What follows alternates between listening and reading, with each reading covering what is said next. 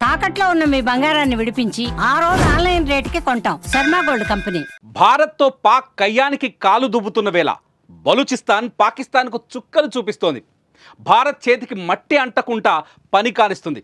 భారత్తో యుద్ధానికి సై అంటే సై అంటూ రెచ్చిపోతున్న దాయాదికి బలూచి చావు దెబ్బ కొట్టింది.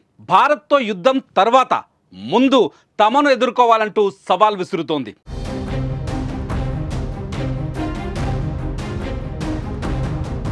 బలూచిస్తాన్ ఆర్మీ ఎన్నో రోజులుగా స్వతంత్రం కోసం పోరాడుతున్న సంగతి తెలిసిందే. ఈ నేపథ్యంలో బలూచిస్తాన్ జరిపిన దాడుల్లో 10 మంది పాకిస్తాన్ సైనికులు మృతి చెందారు.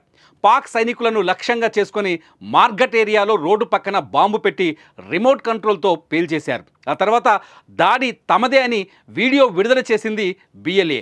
ఈ దాడిలో 10 మంది పాక్ సైనికులు అక్కడికక్కడే మృతి చెందారు. ఈ వీడియో సోషల్ మీడియాలో వైరల్ అవుతుంది. ఇదిలా ఉండగా గత మార్చి నెలలో కూడా బలూచిస్తాన్ లిబరేషన్ జరిపిన దాడుల్లో 60 మంది పాక్ సైనికులు హతమయ్యారు.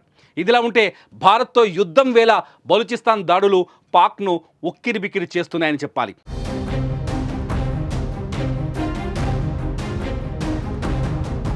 మరోపక్క లిబరేషన్ ఆర్మీ పాకిస్తాన్కు తీవ్ర హెచ్చరికలు జారీ చేసింది. బలూచిస్తాన్ ప్రజలను పాకిస్తాన్ ప్రభుత్వం అణచివేస్తోందని, తాము స్వతంత్రం కోసం పోరాడుతున్నాం, భవిష్యత్తులో కూడా ఇలాంటి దాడులు ఉంటాయని హెచ్చరించింది.